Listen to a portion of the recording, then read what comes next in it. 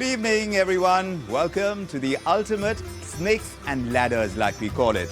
Cheryl is here and I'm Vikram.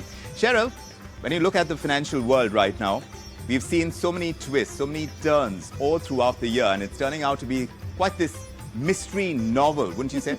Absolutely, actually, Vikram, if you talk about it, it looks like more of a thriller, a suspense sort of a novel, isn't it, tonight? And actually today, we're not just going to be crunching the numbers when it comes to the financial markets. We're actually going to decode a financial thriller for all of our viewers, and where better to start than the gripping narrative that you've seen between India versus China. And I would request my producers to show you the scorecard, actually, India versus China, the interesting scorecard that's been, because on one hand, you will actually see India climbing up that ladder with a robust 12% growth in its market capitalization from in the year, while Nifty has also seen an uptick of as much as 9%. So that is the picture that's coming in for India. As you can see, Nifty up 9%, while on the other hand, it doesn't look like it's been a great year when it comes for the dragon, because China seemed to be bitten by the serpent this time around. The market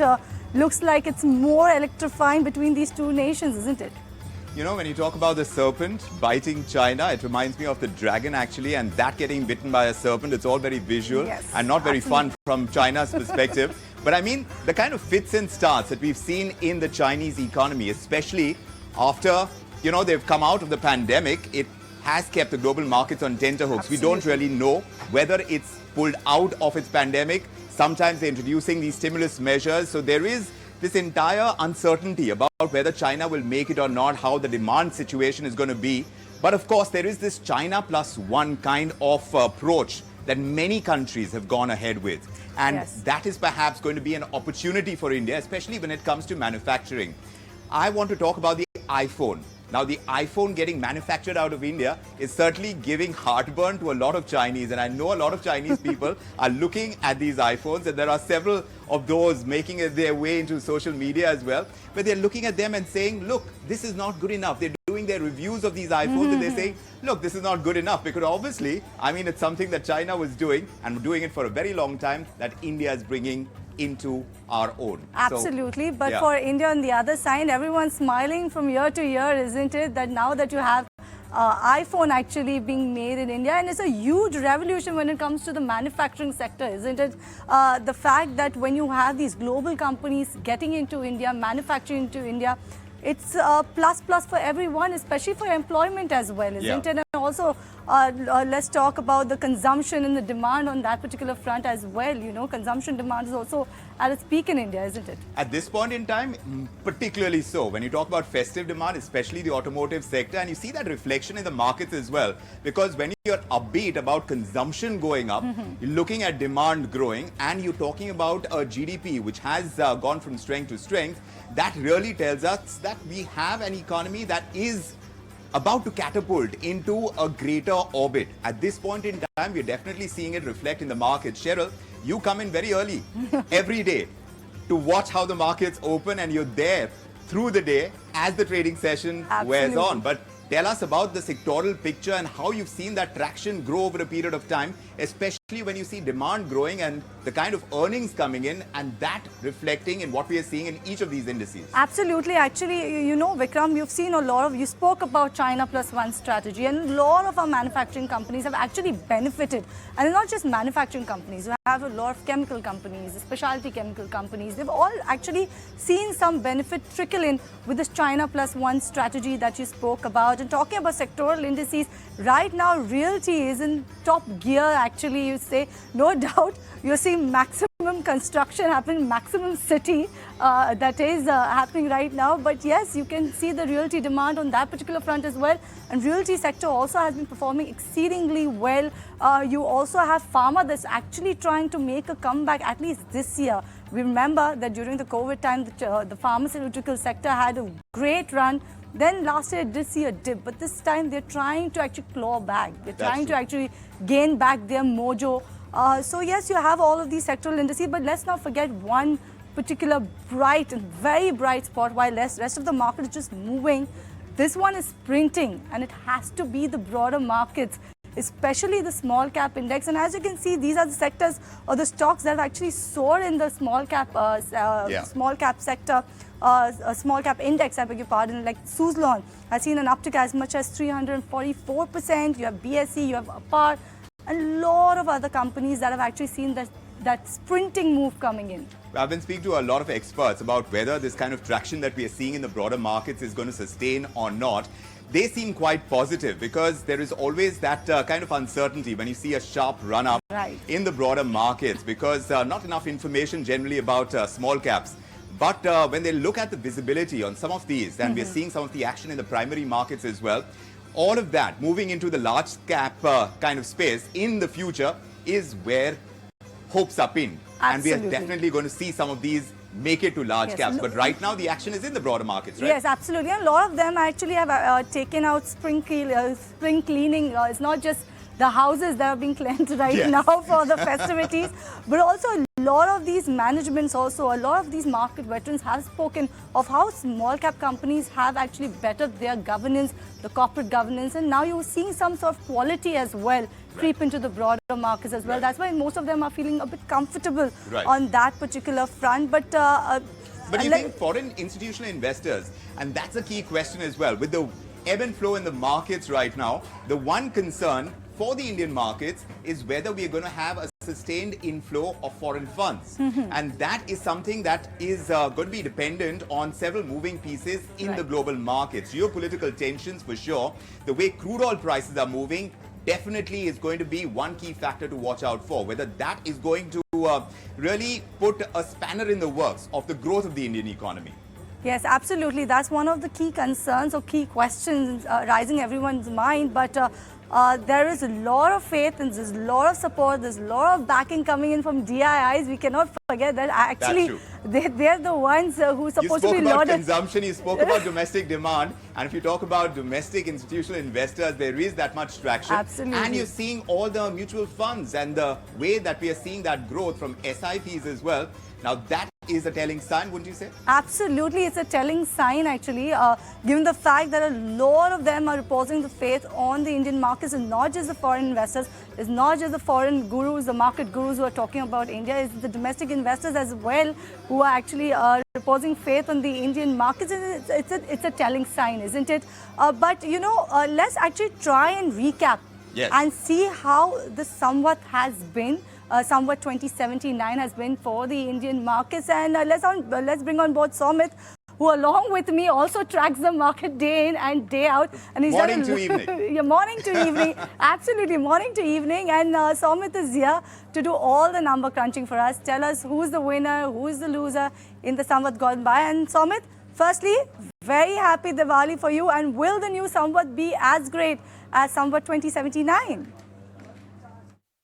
Well, a happy Diwali to you and all our viewers, and we definitely expect the next Samvat to be a good one for India. However, if you see in the last Samvat, India's market capitalization increased by around 12% to close to $3.7 trillion US. But even the global market capitalization, that also increased by around 12% from the last Samvat till now. Now, if you see the performance of Indian benchmark, however, that has underperformed the global peers. Euro stocks, Nikkei and S&P 500 have given much more return compared to the Nifty 50 in dollar terms. They have given a return in the range of around 15 to 28%, while the Nifty 50 was up just 9%. However, India has managed to outperform China from last Samvat till now, because the Chinese index was down around 0.6 odd percent. Now, though our benchmark might have given a high single-digit return, it was the mid-cap and small-cap that have given more returns than what the benchmark has given. In fact, Nifty small-cap is up around 36%, while the Nifty mid-cap index has gained close to 30%.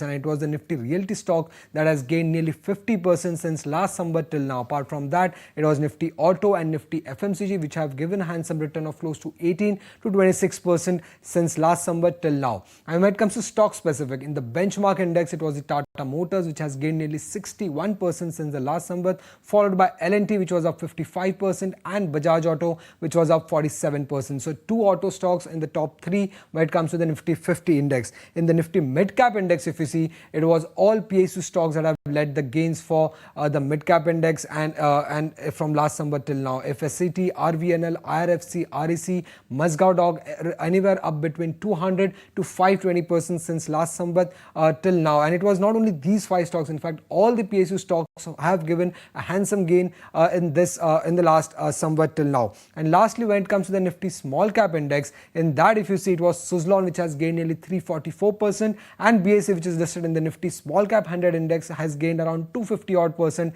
And then there is Apar Industries, Kalyan Jewellers and UCO Bank, who have managed to give more than 200% return since last Samvat till now. So this clearly shows that though there was not much of gains in the benchmark index, but it is the Nifty mid cap and the small cap indices or stocks that have given handsome returns to investors from last Samvat till now. All right, thank you so much for that, Samvat. And you're definitely hoping that Samvat 2080 is as sparkling as 2079 has been for most of these broader markets. But talking about sparkling, and that brings out the stars, the ones that have been making the moolah this year, isn't it actually, Vikram? Let's not overlook and the billionaires, the India Inc. billionaires. Definitely, there are a few unlikely candidates. One of them has to be Savitri Jindal. The other one is Cyrus Poonawalla in the year gone by. Look at the wealth that they've actually created. But there you go, Mukesh Ambani. The climb has been pretty much flat when it comes to the billionaires list for Mukesh Ambani. But there's one tricky billionaire, actually, Vikram, who's on both the sides. Who's also seen the snake side of it as well and the ladder side of it. Any guesses? This has to be Gautam Adani, and that journey has been quite remarkable. It is the kind of stratospheric rises, the sudden drops that we've seen in his fortunes. Just take a look at how his net worth has fallen from the recent peak that we've seen. It's been quite a dramatic journey, but that's always how it's been. Well, actually, to be very honest with Gautam Adani, definitely it has to be the news flow that actually marred the stock performance. It did, in a big way. In the month of January, there you go, he was at his peak. That's his net worth. If you look at it, $149.9 billion. And then that sort of all the way down to 61 billion. Yes, all the way down to 61 billion. And it's just news flow that can actually do wonders when it comes to a person's wealth, and not wonders in Gautam Adani's case at this time around. But definitely, one thing very key to note is a lot of the stocks in Adani Group counters have actually recovered from those lows that it had hit in the month of February and March, and remarkable turnaround coming in most of these counters. Yeah, so like Adani Enterprises, like Adani Ports, we've seen that kind of Yes, we've seen that sort of a comeback. You know, once you know the dust is settled in and you have the investors saying, no, these are good businesses, we need to back them. And you've seen actually the stock performance for yourself. It has happened. But then, of course, there are several women billionaires. They shine on, formidable women who we have been watching, like Savitri Jindal, like Rohika Cyrus Mistry, like Rekha Jhunjhunwala. They've been scripting their own success stories, haven't they, Cheryl? Absolutely, absolutely. With Savitri Jindal, if you see that worth more than $25 billion right now. Look at Rekha Jhunjhunwala, and who doesn't know Miss Rekha Jhunjhunwala is clocking in over $7 billion, and definitely remarkable women. The success stories also by themselves, isn't it? The fact that Rekha Jhunjhunwala has investments in marquee investments in the Indian markets as well. Yes. Amazing highs and lows. That's what this Samvat has been all about. What is going to follow is something that we are watching very closely. But for the moment, we'll take a very small breather. We'll be back with more on Snakes and Ladders just after this break. Do stay with us.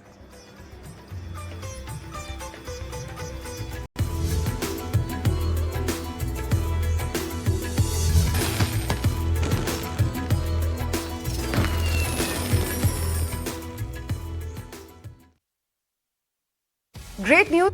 Welcome back to this special Diwali edition of the Ultimate Snakes and Ladders, where we tell you what's actually moved higher and what's not in the Samvat gone by. But while we spoke about the markets, the small cap index, as well as what the markets have done, and the billionaire list as well, Vikram, there is one very interesting topic of discussion that everyone in the markets used to have, and that is about tomatoes versus Zomato. Oh, yes. Yes. And what a remarkable state of contrast that we've seen. Now, tomatoes turned out to be those gold nuggets, and those turned nuggets overnight in Mumbai. They soared past the 200 rupee mark, and this before they took this nosedive back to the bargain bin at 30 rupees a kilo. Right, absolutely. And there was a time when everybody was only talking about Zomato stock also at the same time because Zomato stock price wasn't moving at all. Yes, it was right? static. It was static. It was static around 50 odd rupees, and yes. everybody used to only talk about the fact that, looks like tomatoes prices will go higher than Zomato, but look what Zomato has done. Yeah. Actually, kind of, told the naysayers, hey, look where I am.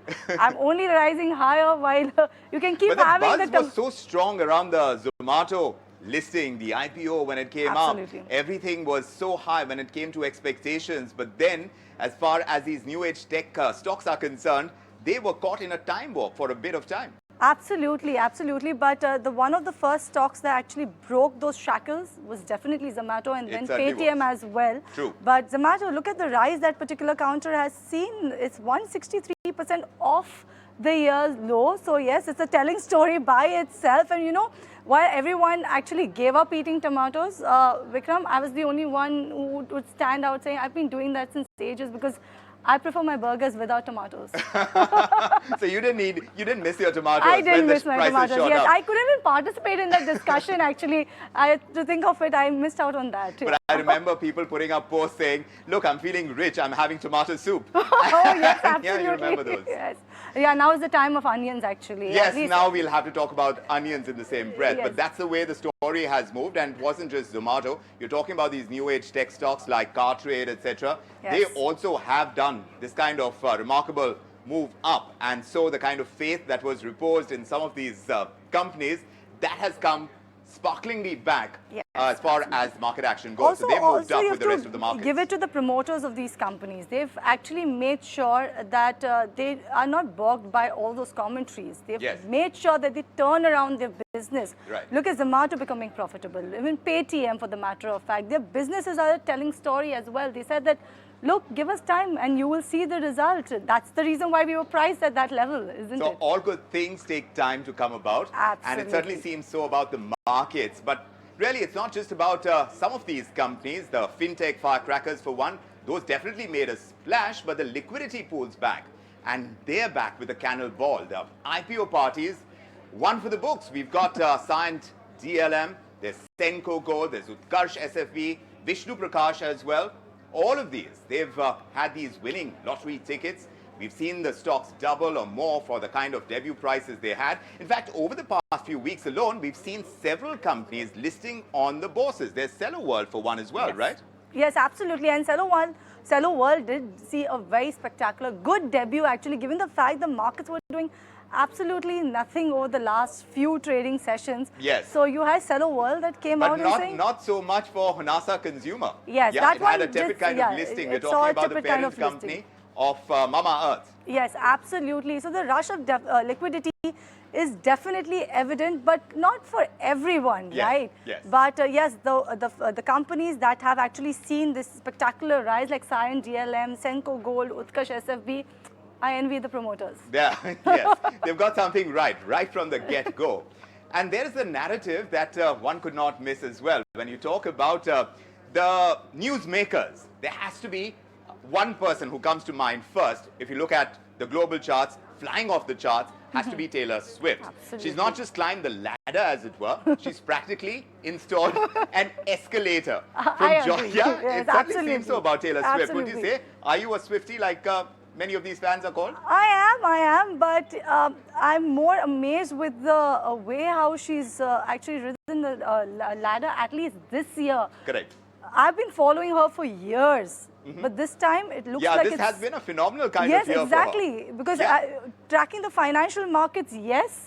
But more than that, I think I've tracked more headlines about Taylor Swift But when it that comes to does global turn news. around an economy as well. When you Yes, have these absolutely. acts and when they do really well.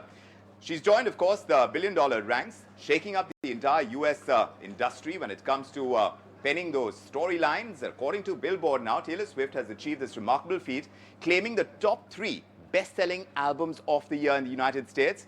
There's 1989, there's Reputation, there is Speak Now. She's done remarkably well. And what makes her popular is how she writes her lyrics, Cheryl.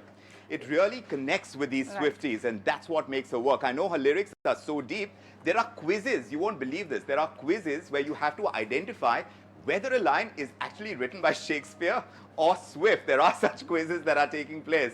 And of course, amidst all this talk about newsmakers, you can't forget our very own Virat Kohli. Absolutely. You just can't stop talking about him, actually. He's growing from strength to strength. He celebrated his 35th birthday in the midst of the World Cup. And what a birthday treat for the fans that he doled out. It is not just for Virat Kohli fans, but also for Sachin Tendulkar fans as well. It's a matter of pride. Someone who actually is adoring his kind of... I'm out of words. Yeah, out of actually, words I'm out of words when you talk about Virat Kohli, actually. For it. The kind of aggression that he shows on the field, Yes. which is in stark contrast to his real personality, it is really emblematic of the kind of cricket that we are playing these days. We are a very strong team, very firm-footed, and we are seeing how it's actually working out in the World Cup so far. And for him to actually now take on Sachin Tendulkar's record, that's something. We know that we have a very deep cricket history, and we are taking it ahead in the next Samvat as well. Absolutely. But talking about all the ladders, all the ones, all the major feats in this year. But you know, one thing is very key to note, the fact that you have very less very rare events of snakes in the Samvat gone by, actually. Very few, actually, and it is good in a way, actually, Vikram. Yes. Because one of them definitely has to be the funding for the startups. That seems to be bitten by the snakes. Yes. You saw a deep trench, and the one celebrated unicorn stable now looks more like a field in need of some serious styling, actually. That's true. It is very true. At this point in time, we'll have to see exactly how it goes, because we've talked about this funding winter, as it were, for many of our startups. But we'll see how it moves on. It seems our fiscal board game has all been about the kind of ladders that we've been speaking about. But like Cheryl pointed out, there were certain kind of snakes as well. And will this prove to be one of those kind of snakes that will slide further downwards? We'll have to wait and watch. But yes, let's wrap this up, Cheryl, with a high five to the common folk who've stormed the stock market castle with their demat accounts. I was talking about this, the SIPs. They've done it. They've talked about a growth spurt, and much of it by the kind of domestic interest that we are seeing in the stock markets. Actually, it's actually like watching a beanstalk actually shoot up. Seems like everyone's got into this investing beans these days, and it's just not about the flurry of account openings. It's the SIP brigade that's turning the tide, actually, Vikram, making waves in domestic market. I told you, it's the domestic investors, isn't it? Domestic investors, and we hope we keep singing that song over and over again. The numbers are belting out this victory tune from last October to this September. If you look at the SIP contributions, they have really scaled their own fiscal Mount Everest. They've crested a whopping 16,042 crore rupees by September. And judging by all the buzz from the market, Cheryl, the maestros, the global watchdogs, it looks like India's economic symphony is going to play on. Absolutely, India's symphony is going to play on, and this is one party that you don't even need +1, actually, Vikram, if you talk about it, and that's known as Indian Bull Market Party. Yes. It's open for all, and it's open for all to actually come and witness. Witness and grow with. That was the whirlwind journey that we are taking here on Snakes and Ladders of Samvat 2079. We hope you enjoyed this vibrant ride with us through the market twists and turns. And until next time, when we talk about the thriving ladders and how we are dodging those snakes, take care. Have a very happy Diwali.